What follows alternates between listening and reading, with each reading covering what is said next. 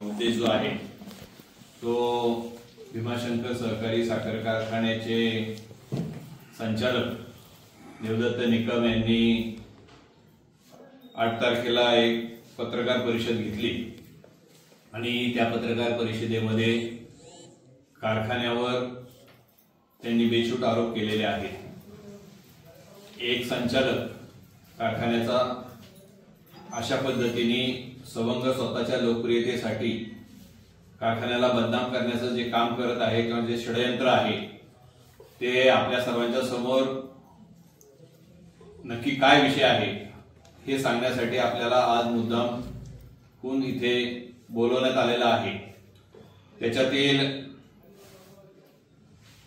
देवदत्त निकम याने जो आरोप केलेले आहेत ऊसतोड प्रोग्रामच्या संदर्भातील भीमाशंकर सहकारी साखर कारखान्याने आतापर्यंत नेहमीच पारदर्शक पद्धतीने ऊसतोडीचा प्रोग्राम राबवलेला आहे, पूर्वी पण राबवलेला आहे आणि याच्या पुढेही भविष्य काळात सुद्धा त्याच पद्धतीने पारदर्शक पद्धतीने ऊसतोडीचा प्रोग्राम राबवला जाणार आहे। त्याच्यामध्ये कुठल्याही पद्धतीचा भेदभाव केला गेलेला नाही आतापर्यंत आणि भविष्य काळात सुद्धा केला जाणार नाही। आणि दुसरी गोष्ट त्यांनी जो दुसरा मुद्दा उपस्थित केलेला आहे बाजारभावचा जो पहिला हप्ता देण्याचा त्याच्या संदर्भातला भीमाशंकर सहकारी साखर कारखान्याने एफआरपीच्या जो सरकारने ज्या पद्धतीने पहिला हप्ता कसा द्यावा याच्या संदर्भातलं जे धोरण ठरवून दिलेलं आहे त्या धोरणाला अनुसरून 2630 रुपयाचा बाजारभावाचा पहिला हप्ता भीमाशंकर सहकारी साखर कारखान्याने दिलेला आहे आणि या संदर्भात आज हे तुम्हाला सांगण्यासाठी बोलवण्यात आलेलं आहे। आता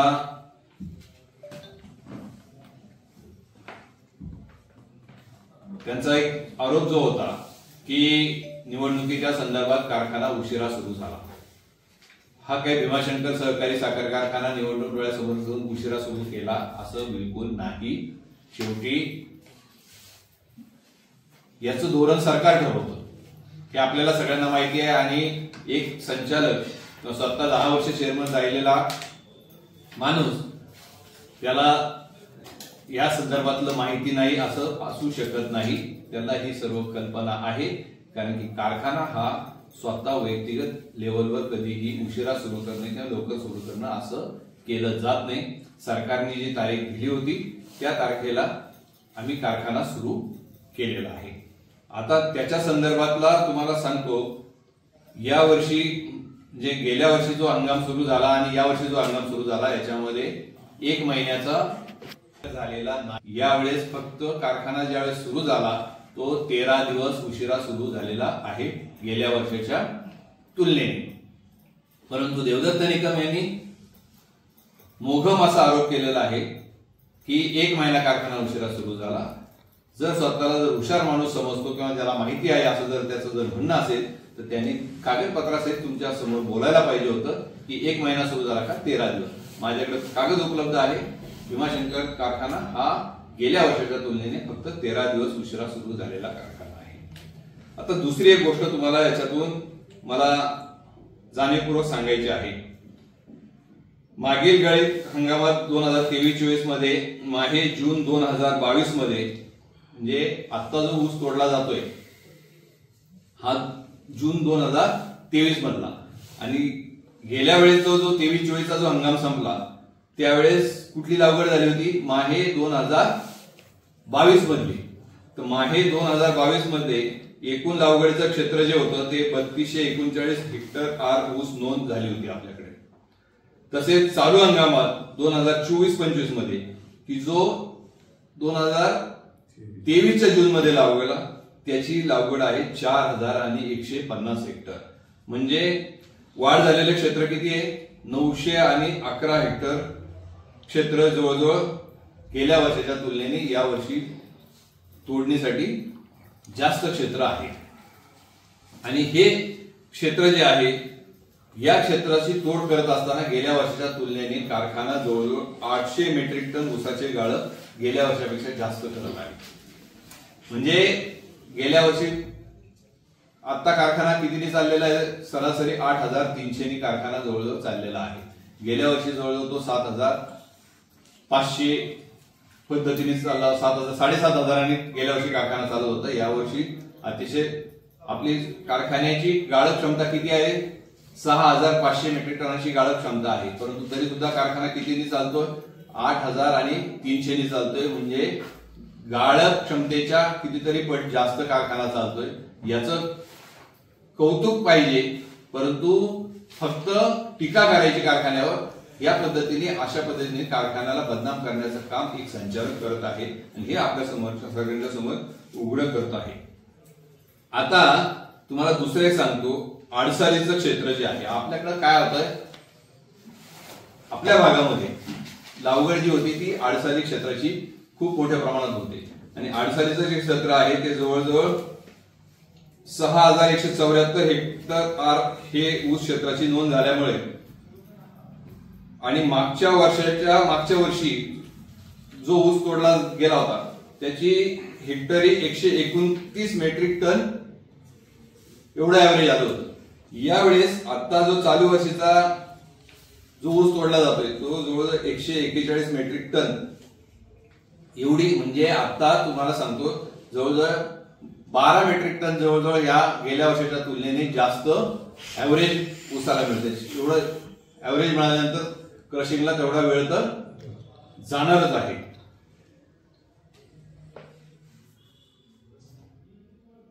आता दुसरी एक गोष्ट जी सांगितली गेली, ऊस तोड लागवड लेट होते.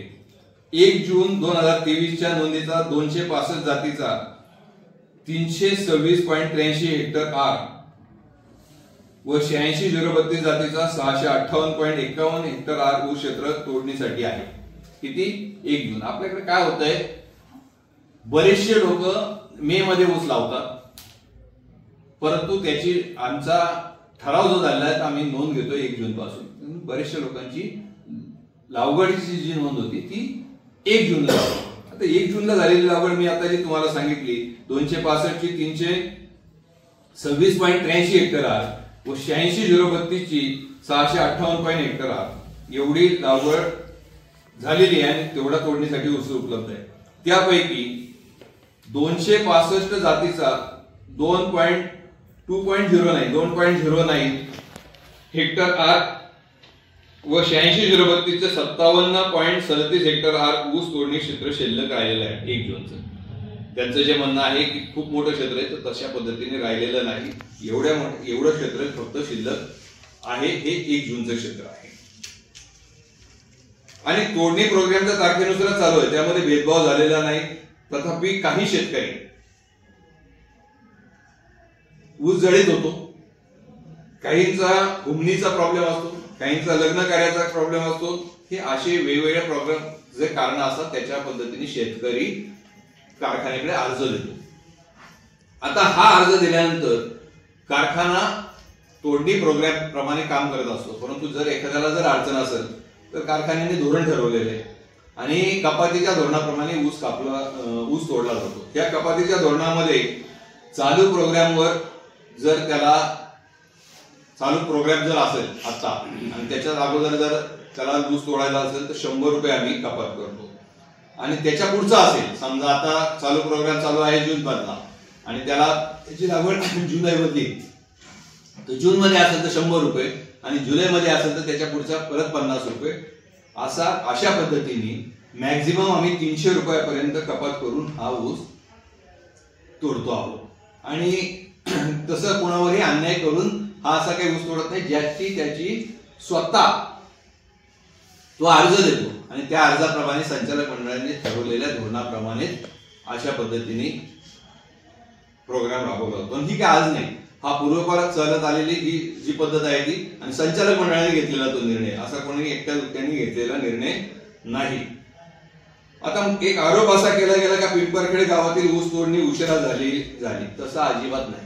असं कुठल्या गावावर किंवा कशावर हेतू ठेवून ऊस तोडणी केली जात नाही. पिंपरखेड गावामध्ये 1 जून 2023च्या नोंदीचा 265 जातीचा 27.90 हेक्टर आर, 86-032चा 45.79 हेक्टर आर, असा एकूण 73.69 ऊस क्षेत्र होते.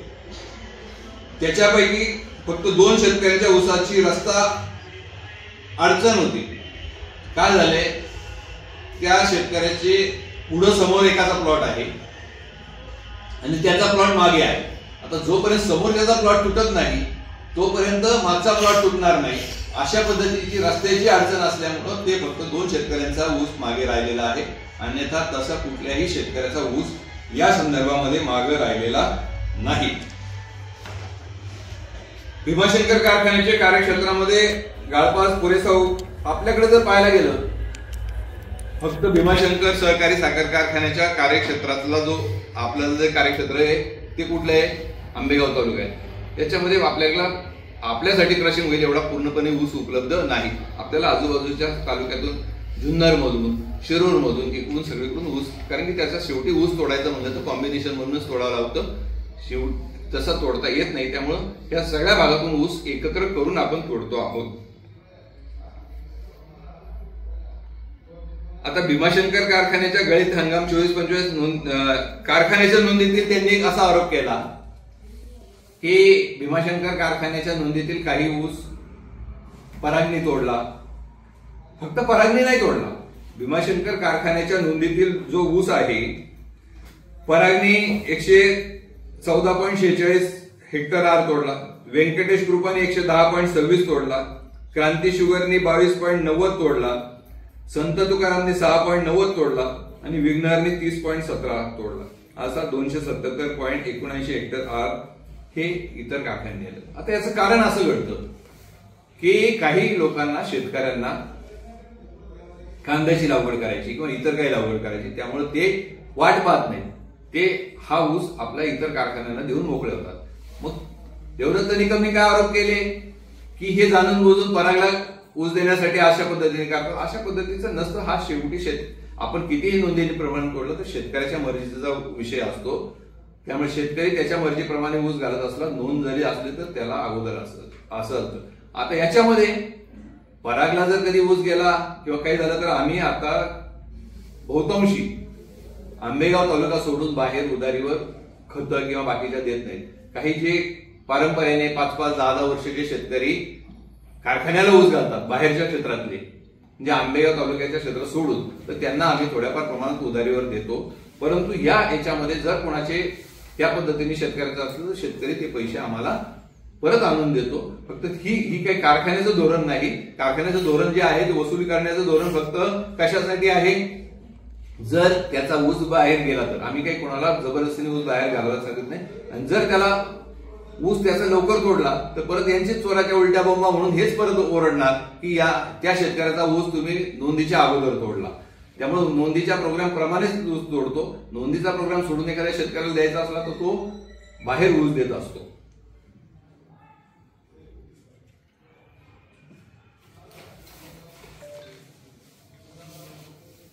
आता विषय असा आलेला आहे, म्हणजे हा झाला तुम्हाला तोडणी प्रोग्रामच्या संदर्भातला विषय सांगितला.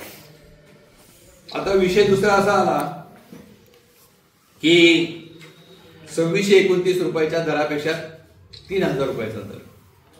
तुम्हाला सगळ्यांना आठवत असेल भीमाशंकर सहकारी साखर कारखान्यावर जी एजीएम झाली आणि त्या एजीएम मध्ये देवदत्त निकमचा हाच डाव होता की जो आपण दर दिला त्या दरापेक्षा मी 200 किंवा 300 रुपये जास्त दर देऊन दाखवतो, अशा पद्धतीची त्याची वल्गना होती किंवा त्याच पद्धतीने त्याला ते करायचं होतं. आता त्याच्यामधलं तुम्हाला गमक सांगतो की आपण ज्या वेळेस तो मागच्या वेळेचा जो आपला दर दिला त्यावेळेस आपण जवळजवळ 3575 रुपयाचं मूल्यांकन साखरेचं केलेलं होतं. किती रुपयाचं? 3575 रुपयाचं जे उसाचा दर दिला तो जवळजवळ आपल्याकडे त्यावेळेस 10 लाख आणि 10 लाख जवळजवळ 10 लाख क्विंटल साखर शिल्लक होती. किती होती? 10 लाख. आणि त्याचं व्हॅल्युएशन आपण किती केलं होतं? 3575. देवदत्त निकमचं म्हणणं काय होतं अजून दर द्यायचा असेल तर तुम्ही याचं जे व्हॅल्युएशन आहे 3575 तर ते तुम्ही अजून 200-300 रुपयांनी व्हॅल्युएशन वाढवा. म्हणजे काय करायचं होतं, पुढे जी साखर विक्री जाणार आहे त्याचं व्हॅल्युएशन आताच ठरवायचं. लक्षात येतं तुमच्या? म्हणजे जो आम्ही कारखान्याने 3575 रुपयाचं व्हॅल्युएशन ठरवलं होतं त्यावेळी जी काय विक्री झाली होती, पण त्याचं म्हणणं होतं 3700-3800 रुपयाचं व्हॅल्युएशन तुम्ही पकडा आणि जे करून ज्या पद्धतीने हे मी सांगतो असं तुम्ही ऐका आणि असं ऐकल्यानंतर तुम्ही शेतकऱ्याला भाव देऊ शकता, हे त्याला दिशाभूल करून दाखवायचं होतं. त्याच्या मागचा त्याचा उद्देश काय होता की हा कारखाना तोट्यात घालवायचा. त्याचं कारण मी तुमच्या समोर सांगतो. हे जे काही मूल्यांकन आपण 3575 रुपयाचं ज्यावेळेस केलं आणि आता ज्यावेळेस सध्याचा सरासरी साखरेचा जो विक्रीचा दर आला तो मूल्यांकनापेक्षा खूप कमी आला आणि असा आला 3421 रुपये आणि डिसेंबर 2024च्या अखेरीस आला 3557 रुपये. आजच्या मितीला हा जो दर आहे जवळजवळ 270 रुपयांनी कमी झाला आणि याच्यामुळं आतापर्यंत कारखान्याला 3 कोटी रुपयाचं नुकसान झालंय.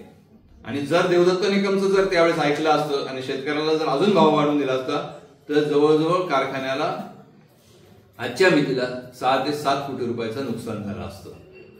आता हे त्यालाच कळत नाही का? त्याला हे माहिती होतं, परंतु हा मुद्दाम डाव करायचा आणि हा भीमाशंकर कारखाना कुठल्या पद्धतीत कशा पद्धतीत आजारी पडेल आणि मग मी कारखान्यावर चेअरमन असताना मी किती चांगल्या पद्धतीने कारखाना चालवत होतो आणि आता कसा कारखाना चाललाय हे दाखवण्यासाठी शेतकरी शेवटी काय म्हणणार, मला जास्त भाव मिळतो म्हणल्यावर शेतकरी म्हणणारच ना मला पाहिजे, म्हणणार नाही का नाही.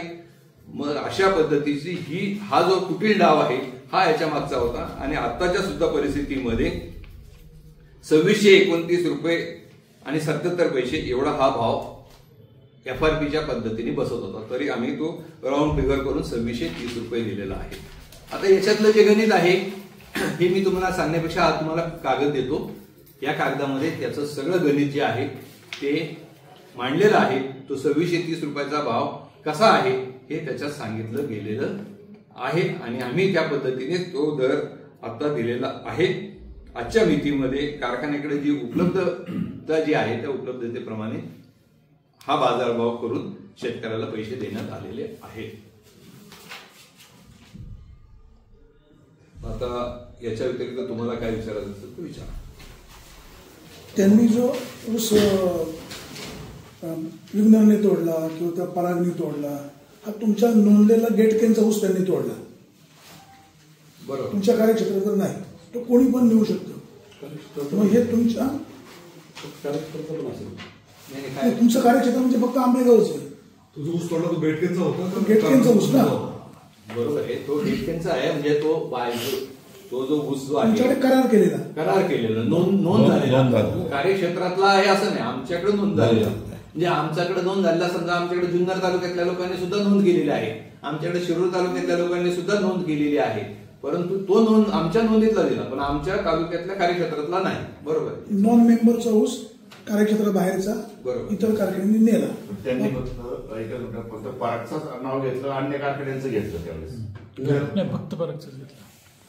त्यावेळेस त्यांनी फक्त पराग कारखान्याचं नाव घेतलं, परंतु मी तुम्हाला तेच सांगितलं का परागचा नाही इतर कारखान्यांनी सुद्धा त्या कार्यक्षेत्रातला ऊस नेला, कारण तो नेण्याचं काम शेतकरी त्याच्या मर्जीने देत असतो त्यामुळे ते केलंय. संचालक मंडळ असतं, संचालक मंडळात त्यांना हा विषय मांडायला तुम्ही स्वातंत्र्य दिलं नाही का? असं आहे की संचालक मंडळामध्ये प्रत्येकाला आपापलं म्हणणं मांडायला अधिकार असतो. आता त्यांनी परवा सांगितलं की मी एकटाच होतो आणि बाकीच्यांनी मला बोलायला दिलं नाही, असं कुठे नसतं. आणि जर तुझं म्हणणं असेल की माझं ऐकलं नाही तर त्याला लेखी देण्याची पद्धत आहे. माझं म्हणणं असं आहे हे तुमच्या समोर सांगितलं ना, मग तिथं कारखान्याच्या मीटिंगमध्ये माझं म्हणणं असं आहे तुम्ही नोंदून घ्या नाहीतर मी हे लेखी देतो असं दिलं का त्या दिवशी? मासिक बैठकीत संचालक मंडळाच्या मीटिंगमध्ये मला बोलू दिलं नाही. तुझं जे म्हणणं होतं बाबा तर तू सांगायला पाहिजे होतं की हे मी माझं म्हणणं आहे. आता लोकांना काहीतरी खोटं सांगायचं त्याच्यापेक्षा तुला जे म्हणायचं होतं ते तुला असं वाटलं होतं लिहून द्यायला पाहिजे होतं ना, मी माझं असं आम्ही त्याचं लिहून घेतलं असतं त्याचं म्हणणं. कारखान्याची जी पंचवार्षिक निवडणूक झाली ते तुमच्या पॅनलमध्ये निवडून आले. नंतर राजकारण काय झालं ते सगळ्यांनी पाहिलं. म्हणजे ते जे बदनामी करतायत या संदर्भामध्ये तुमची भविष्यकाळातली काय भूमिका, अपेक्षा काय? तुमची काय वस्तूबद्दल मागणी आहे? असं आहे की आता मला पण काही शेतकऱ्यांचे फोन येतात. शेतकऱ्यांचं काही लोकांचं म्हणणं कसं आहे की भीमाशंकर सहकारी साखर कारखान्यामुळे आमच्या दृष्टिकोनातून आम्हाला खूप चांगल्या पद्धतीने बाजारभाव मिळतोय. आपल्याला सगळ्यांना ज्ञात आहे की आजूबाजूच्या कारखान्यापेक्षा आतापर्यंत भीमाशंकर सहकारी साखर कारखान्यांनी जास्त भाव देण्याचं काम केलेलं आहे आणि चांगल्या पद्धतीने भाव दिला जातो. आता हे जे जाणून बुजून कारखान्याला जो बदनाम करायचा जो डाव आहे याच्या मागचा, त्याच्यावर काही शेतकरी म्हणतात ना, जर कधी कारखान्याच्या अधिकाऱ्यांना, आता आमच्याकडं कारखान्याचे एमडी डगे साहेब आहेत, आमचे शेतकी अधिकारी कुरकुटे साहेब आहेत, इतके वर्ष हा बाबा त्यांच्या हेच त्यावेळेस होते ना सगळे लोक, त्यावेळेस त्यांना वाटत होतं चांगलं काम करणारे, चांगले पद्धतीचे अधिकारी आहेत. आणि आज सवंग लोक त्याच्यासाठी काळं फासायची वल्गना जर करणार ते असेल, चेअरमन असताना एमडी ढगे चांगले, आता ते चेअरमन आहे तर ढगे वाईट झाले, असं थोडक्यात.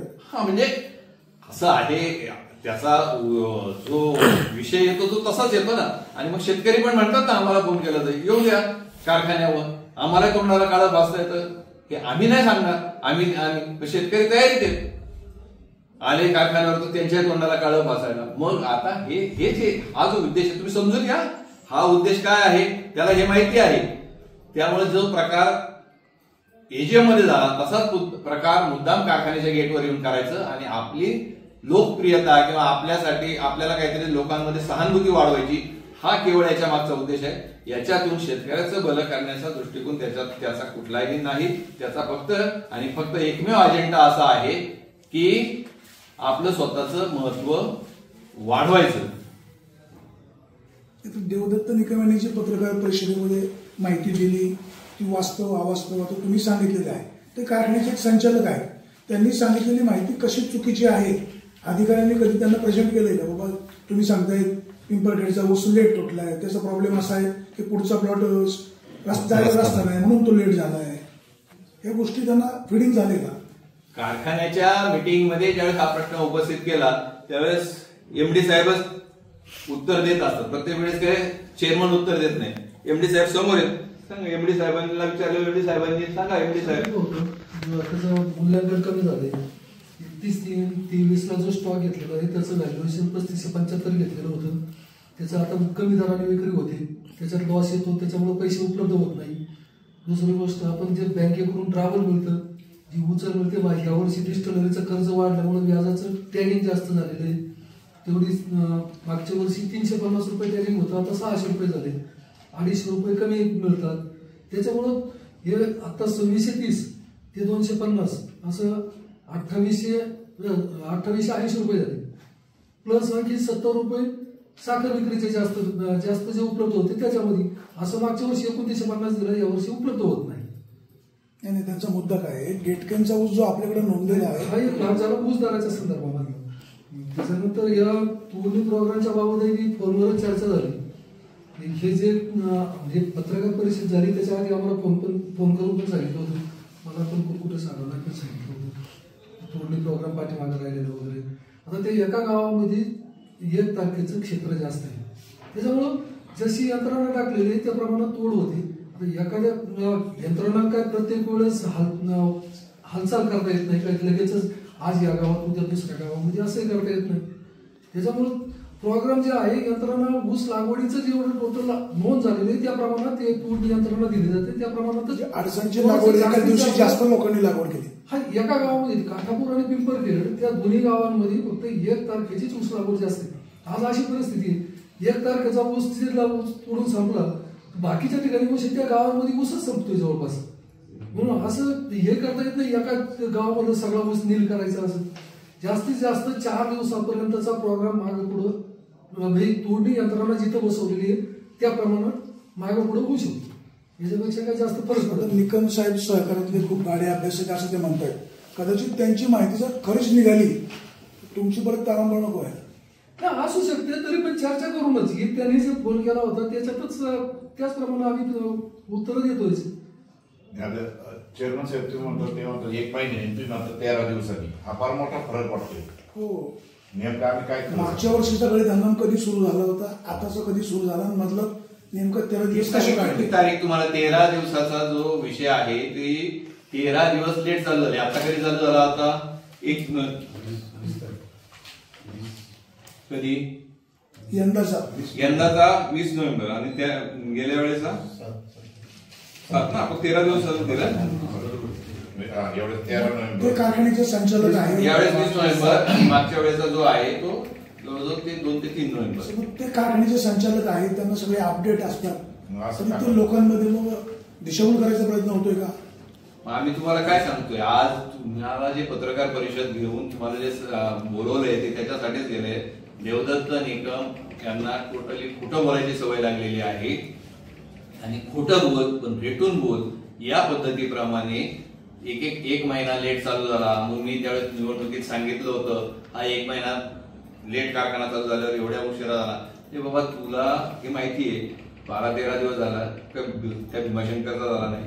सगळ्या महाराष्ट्रातल्या कारखान्यांना ज्या पद्धतीने मंत्री समितीची बैठक होती, मंत्री समितीच्या बैठकीमध्ये तो निर्णय होतो त्या पद्धतीने कारखाना चालू झाला. एकटा भीमाशंकरचा त्याच्यात काही दोष नाही. सरकारने घेतलेल्या निर्णयाप्रमाणे चालू झालेला आहे. बोलायचं होतं तर सरकारकडे जाऊन बसायचं होतं. तुम्हाला त्यावेळेस निवडणुकीचं पडलं होतं.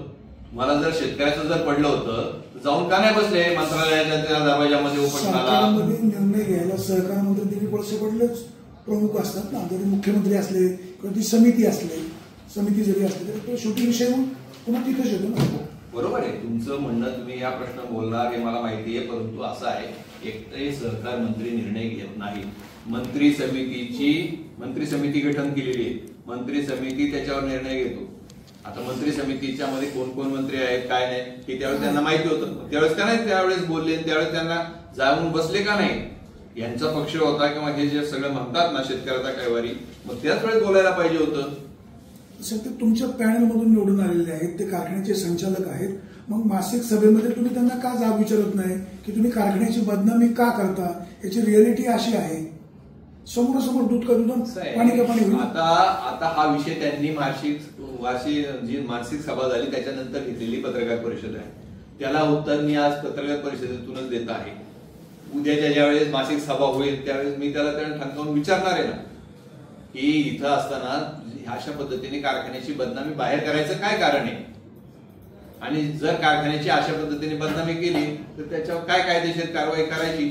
त्याला रस्ते मोकळे त्यावेळेस कारखाना करेल त्या पद्धतीने. सर आता गळीत हंगाम सुरू आहे. गळीत हंगामाचा डेली रिपोर्ट आपण प्रत्येक संचालकांना देत असतो. त्यांना दिला जात नाही अशी त्यांची एक तक्रार असते. अतिशय खोटं, मी मगाशीच सांगितलं खोटं बोल पण रेटून बोल अशा पद्धतीची देवदत्त निकम याची पूर्वी भूमिका नव्हती, आता सुरू झालेली आहे. आणि आमच्या कारखान्याच्या मार्फत त्याला म्हणा तुझा व्हॉट्सअप तुझा फोन दाखव, तुझ्या मोबाईलवर तो रिपोर्ट येतो का नाही आम्ही त्याला दाखवतो आणि आमच्या कारखान्याबाबत पुरावा म्हणून जो रिपोर्ट जातो त्या मोबाईल नंबर सहित आमच्याकडे सगळे रिपोर्ट आहेत. तुम्ही कधी या कारखान्यावर आम्ही ते टाकून देऊ टक्याला जातोय का न जातोय. या ठिकाणी अनिकेत खालकर आपण तुम्ही आहात तर तुम्हाला असे रिपोर्ट येतात का? अंकित जाधव तुम्हाला कारखान्यातून असे येतात का, माहिती येते का? प्रत्येक संचालकाला दररोजच्या रोजची माहिती येते. दाखवतो त्याप्रमाणे मला पण रोजच्या रोज कारखान्याच्या त्यांच्याकडून मेसेज येतो. आज सकाळचा मेसेज या ठिकाणी रोजच्या रोजच मेसेज आहेत. असं नाही का आजचाच मेसेज आहे, हे रोजच्या रोज मेसेज आहे. तुमचं आज किती गाळप झालं, तुमचं किती याचं गाळप झालेलं आहे, तुमचं वीज त्याच्यातून किती उत्पन्न झालेले आहे, हे सगळंच टोटल रिपोर्ट रोजच्या रोज प्रत्येक संचालकाला त्या ठिकाणी येत असतो. काका याच्यामध्ये राजकीय अजेंडा आहे का त्यांचा? याच्यामध्ये राजकीय अजेंडा आहे. माझ्या पुढे एक बातमीच आहे, दाखवा. खासदार सोळे यांची साखर कारखान्यांच्या राजकारणात उडी. इकडे दाखवा. त्यात चूक आहे ना. ठीक आहे ना, त्याचं लोकशाही आहे, निवडून आलीच पाहिजे. विषय असा आहे की संस्था निर्माण करत असताना स्वर्गीय दत्तात्रय मंगराव वळसे पाटील यांनी याच्यासाठी फार मोठे कष्ट घेतलेले. त्यावेळेला आम्ही लहान होतो. कारखाना उभा करणं तो चालवणं, नावारूपाला आणणं, फायद्यामध्ये आणणं ही साधी गोष्ट त्या ठिकाणी नाही. आमच्या सारख्या कार्यकर्त्यांना नंतरच्या काळामध्ये साहेबांच्या नेतृत्वाखाली तिथे काम करण्याची संधी मिळाली. ही संधी मिळाल्याच्या नंतर देवदत्त निकमला यांना 2 टर्म त्या ठिकाणी चेअरमन पदाची सुद्धा संधी मिळाली. खरं तर त्यांना यातलं संपूर्ण नॉलेज आहे. 10 वर्ष त्यांनी तिथं काम केलेलं आहे. जो कारभार चालतो तो कायद्याप्रमाणे चालतो, नियमाप्रमाणे चालतो. सगळं माहीत असून देखील राजकारण म्हणून संस्थेला मध्ये घेणं हे कोणालाही पटणारी गोष्ट नाही. त्यांची सर्व बुद्धीने जर त्यांनी स्वतःला प्रश्न विचारला, आज जर तुम्ही इतर कारखान्याच्या जी पहिली उचल दिली आहे त्याची आकडेवारी जर पाहिली तर आपले शेजारी असलेले कारखाने आणि आपण दिलेली उचल याच्यामध्ये कुठेही आपण कमी पडलेलो त्या ठिकाणी आपल्याला दिसत नाही.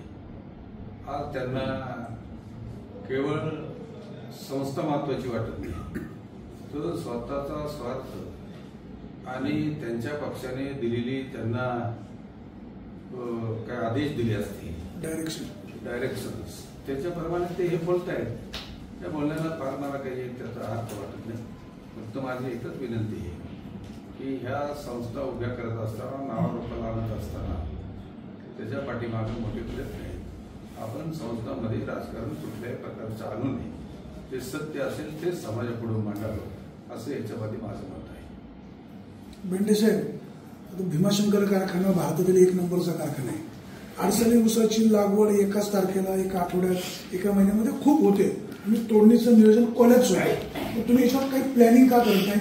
केन डेव्हलपमेंट डिपार्टमेंट किंवा शेती विभाग? माननीय साहेब, आता असं आहे की कितीही प्लॅनिंग केलं तर एवढं मोठं क्षेत्र असतं. आज कारखाना 6,500 मेट्रिक टनांनी, गाळप क्षमता किती आहे? 6,500 मेट्रिक टन. आज आपण चालवतो किती? 8,300. आज किती ऊस तोडला? प्लॅनिंग केलं, खूप मोठे टोळ्या टाकल्या, किती ऊस तोडला? शेवटी क्रशिंग कुठं होणार आहे? कारखान्यात होणार आहे. समजा 12,000 ऊस तोडून आणला, तर 12,000 ऊस तोडून आणलेल्या गाळात जाणार आहे का? तो ऊस आणला तर काय होईल? लाईन लागेल आणि गेटच्या बाहेर तो ऊस क्रशिंग न होता उभा राहील. तर याच्यासाठी प्लॅनिंग काय करावं लागेल? आता आमच्याकडे आम्ही मॅक्झिमम आता अजून एक थोडंसं क्रशिंग कॅपॅसिटी वाढवू शकतो. ती वाढवण्याचा आमच्या डोक्यामध्ये हे झालं. लागवड झाल्यावर लागवडीचाच प्रोग्राम असा का करत नाही प्लॅनिंग मध्ये? एकाच दिवसाची लागवड खूप होते. अहो आणि साहेब, काय होतं माहितीये का, शेतकरी हा आम्ही किती प्लॅनिंग केलं तरी आमच्या हातात राहत नाही. कारण की शेतकरी त्याच्यात 2 प्रकार आहेत. एक पहिला प्रकार असा आहे की कारखाना देत असलेलं बियाणं आणि खासगी बियाणं. आता शेतकरी काय करतो? कारखान्याने आम्ही प्लॅनिंग करू, आम्ही बियाणं देण्याचं प्लॅनिंग करू, आम्ही प्लॅनिंग प्रमाणे असं करू. तर शेतकऱ्यांनी जर खासगी बियाणं लावतो, माहिती आहे आपल्याला सगळ्यांना, खासगी बियाणं लावल्यावर आमच्या कंट्रोलमध्ये आहे का? शेतकऱ्याला आपण रोखू शकतो का? भारतात नाही. आता लोक सांग, मग टोमॅटोची लागवड, समजा आता कांद्याचे बाजारभाव जास्त होते, लोक भरपूर कांदा लावतात. मग प्लॅनिंग असं व्हायला पाहिजे का कांदा लिमिटेड लागला पाहिजे, तर शेतकऱ्याला जास्त काय होईल? बाजारभाव. असं शक्य आहे का? नाहीये शक्य. ती गोष्ट. मला दुसरी गोष्ट तुम्हाला आवर्जून एक सांगायची, त्यातून राहून गेली.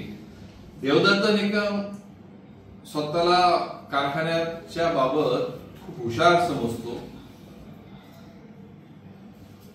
मग बाबा, तुला जर खूप चांगलं साखर कारखान्याच्या व्यवसायातलं कळतं, तर माझं देवदत्त निकमला सांगणं आहे किंवा चॅलेंज आहे की तू घोडगंगा सहकारी साखर कारखाना जो बंद पडलेला आहे, तुझं डोकं जरा तिथं लाव आणि शेतकऱ्यांच्या भल्यासाठी घोडगंगा साखर कारखाना चालून दाखव.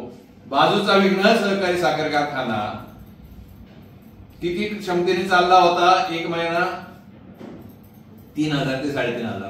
तू तिथं लक्ष घातलं? तिथल्या शेतकऱ्यांचं तू स्वतःला नेता समजत असेल, स्वतःला तो समजत असेल नेता, तर आणि कारखानदारीतलं खूप कळतो असं जर म्हणत असेल तर का नाही लक्ष घातलं तिथलं? आणि मग इथल्या नावाने ओरडतो 2630 रुपयाचा बाजारभाव दिला. मग विघ्न सहकारी कारखान्याने किती रुपयाचा बाजार भाव दिला? 2620 रुपयाचा. का नाही त्याच्याबद्दलचा आवाज उठवला? भीमाशंकरच्या अगोदर दिला नाही, अगोदर दिला नंतर दिला हा विषय नाही. विषय अगोदर देणं नंतर देणं, मुळात बाजारभाव किती देणं हा विषय होता.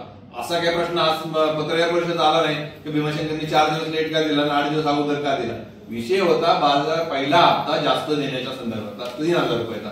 त्यांनी काय दिला? अगोदर जो दिला तो 2610 रुपये दिला. त्यांना का नाही पहिलं अगोदर? तुमचं म्हणणं जर असं असेल तर अगोदर ते दिला, तिथं का नाही आवाज उठवायला गेले? 2620 ते 2620 रुपयाला दिला, मग तिथं का नाही आवाज उठवायला गेले? हे म्हणजे फक्त भीमाशंकर कारखान्याला याच्यातून बदनाम करायचं हाच त्याच्यावरचा एकमेव अजेंडा आहे. त्यामुळे माझी विनंती आहे की भीमाशंकर कारखान्याला बदनाम करू नको. ज्या कारखान्याने तुला मोठं केलं, तुझं नाव जे झालं ते भीमाशंकर कारखान्यामुळे झालेलं आहे. त्यामुळं जो पूर्वीपासून मान्य नामदार दिलीपराव वळसे पाटील साहेबांच्या नेतृत्वाखाली आम्ही सगळे काम करणारे कार्यकर्ते, साहेबांनी आतापर्यंत जो साचा घालून दिलेला आहे, असं काही होत नाही. कुठल्या भीमाशंकर कारखान्यात बाळासाहेब बेंडेमुळे कारखाना चालला किंवा देवदत्त निकममुळे चालला असं नाहीये. भीमाशंकर कारखाना जो आतापर्यंत चाललाय तो माननीय नामदार दिलीपराव वळसे पाटील साहेब यांनी जो साचेबद्ध कार्यक्रम आखून दिलेला आहे, केवळ त्याच्या अनुषंगाने कारखाना व्यवस्थित चाललाय. शिस्त असते कारखान्याला, ती शिस्त असते, आर्थिक शिस्त असते. या सगळ्या शिस्ती नामदार वळसे पाटील साहेबांनी आम्हाला घालून दिलेल्या आहेत. त्यामुळे कारखाना व्यवस्थित चाललेला आहे. धन्यवाद. भीमाशंकरचा कारभार पारदर्शक असल्यामुळे उत्पादक शेतकरी जास्त प्रमाणात ऊसाची लागवड करतात. अचानकपणे एखाद्याचा ऊस जळतो, काहीतरी शॉर्ट सर्किट होतो, प्रॉब्लेम होतो. जळीत ऊस लवकर तोडला पाहिजे, आपण त्याचा भाव सुद्धा कमी करतो. शेतकरी जेव्हा मॅनेजमेंटशी संपर्क करतो, मॅनेजमेंट असं सांगते की तू संबंधित ऑफिसला जा, तिथे गेल्यावर मला फोन कर, मग ते काय पाहतो. लोकांचा गैरसमज निर्माण होतो. तुमच्याकडनं लोकांना अपेक्षा खूप चांगल्या आहेत असं आहे. असं आहे की आम्ही समजा चेअरमन असेल, व्हाईस चेअरमन असेल किंवा संचालक असेल, यांच्याकडे शेतकरी अशा पद्धतीची अपेक्षा बाळगतो. ह्या ज्या जळिताचा जो प्रोग्राम जळीत ज्यावेळेस होतो, आता मी तुम्हाला सांगतो जळिताच्या संदर्भातला जो एक विषय सांगितला. जळीत जे आहे हे 2 प्रकारचं होतं. एक जळीत कधी होतं? कारखाना चालू होण्याच्या अगोदरचं जळीत होतं आणि कारखाना चालू झाल्यानंतरचं जळीत होतं. आता पूर्वी आम्ही कारखाना चालू झाल्याच्या अगोदरच्या जळीताचा ऊस तोडत नव्हतो. 2 वर्षापूर्वी आम्ही ठराव घेतला आणि तो ठराव घेतल्यानंतर तुम्ही हा पण विषय समजून घ्या.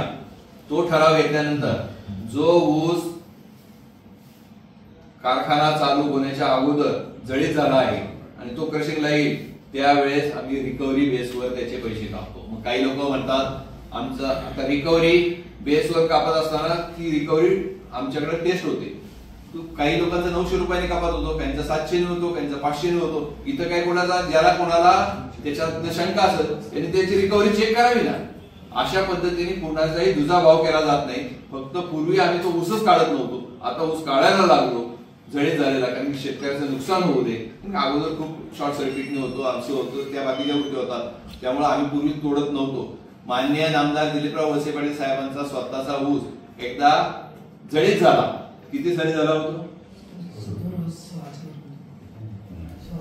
6-7च्या टायमाला साहेबांचा स्वतःचा ऊस जळीत झाला. साहेबांचे बंधू प्रतापराव वळसे पाटील साहेब यांनी कारखान्याला सांगितलं का माझा ऊस घेऊन जा. आम्ही सांगितलं त्यावेळी धोरण नव्हतं. आम्ही सांगितलं तो ऊस कारखाना घेऊन जाणार नाही. त्यांनी तो ऊस त्यांच्या पद्धतीने कुठेतरी गुऱ्हाळाला घातला, परंतु कारखान्याने तो काही नेला नाही. त्यामुळे इथं कारखान्यात अशा पद्धतीने साहेबांचा सुद्धा ऊस नेलेला नाही. त्यामुळे अशी वशिलेवारी होत नाही हे देवदत्त निकमला चांगलं माहिती आहे. तुम्ही मगाशी म्हटलात एक्सपान्शनचा काय प्रोग्राम आहे का कारखान्यात कशी वाढावी यासाठी काही आपण एक्सपान्शन? हो, आमचं आता एक्सपान्शनचा प्रोग्राम आहे. आम्ही संचालक मंडळामध्ये त्याच्यावर चर्चा केलेली आहे. भविष्य काळामध्ये हा कारखाना जास्त कॅपॅसिटी वाढवण्याच्या दृष्टिकोनातून आमची त्याच्याबद्दलची पावलं पडतायत आणि त्याच्याबद्दल आम्ही डिस्कशन सुद्धा संचालक मंडळामध्ये केलेला आहे आणि त्याच्यावर निर्णय होईल. एक शेवटचा प्रश्न. निवडणुकीच्या काळामध्ये वळसे पाटील आणि कारखाना रिलेटेड संबंध होतो, देवदत्त निकम संदर्भित होता. गेटकेन मधले जे ऊस उत्पादक शेतकरी आम्हाला सभासद करत नाही अशी ओरड करायचे. भविष्यात असं काही प्लॅन आहे का सभासद करण्याबाबत? आता हा विषय मी एजीएम मध्ये सुद्धा सांगितला होता. तुम्हाला आठवत असेल की हा विषय आमच्या हातामध्ये नाही, कारण की विघ्नर सहकारी साखर कारखान्याने ज्यावेळेस हे सभासद करायचं होतं त्यावेळेस बंदी आणलेली आहे आणि ती बंदी सरकारकडून आणलेली नाही. कुठून आणलेली आहे? हायकोर्टातून आणलेली बंदी आहे की भीमाशंकर कारखान्याचं कार्यक्षेत्र जे आहे ते कुठलं आहे? फक्त आंबेगाव तालुका आहे. त्यामुळे भीमाशंकर कारखान्याने त्यांचे शेअर होल्डर करायचे असेल तर ते फक्त कुणाचे करायला पाहिजेत? भीमाशंकर कारखान्याने आंबेगाव तालुक्यातले पुरतेच करायला पाहिजे आहे. त्यामुळं आमच्या जरी काही मनात असेल तर तो विषय हायकोर्टाशी निर्णयाच्या विरुद्ध काय अपील वगैरे करणार का? कोण? भीमाशंकर कारखाना नाही, भीमाशंकर कारखान्याला देताना परवानगी तशा पद्धतीने दिलेली आहे. सरकारने देताना परवानगी दिली. आता जर कोणाला असं वाटत असेल अन्याय झाला, त्यांनी अन्यायासाठी त्याला वाव आहे ना. आता जर आम्ही काही घेतलं असं, आम्ही काही चुकीच्या पद्धतीने कोणाचे शेअर घेतले असेल किंवा काय घेतलं असेल, त्या लोकांना सभासद करून घेण्यासाठी जे केंद्रात तुम्हाला कोर्टाने जे डायरेक्शन दिलेलं आहे त्या कोर्टाच्या निर्णयाच्या आधीच तुम्ही अपील करून शेतकऱ्यांसाठी काही धोरणात्मक निर्णय घेऊ शकाल का? नाही, असा कुठलाही विषय आज संचालक मंडळाच्या पुढे नाही, कारण की हा काही मी चेअरमन म्हणून निर्णय घेऊ शकत नाही. संचालक मंडळापुढे तसा काही विषय आता नाही.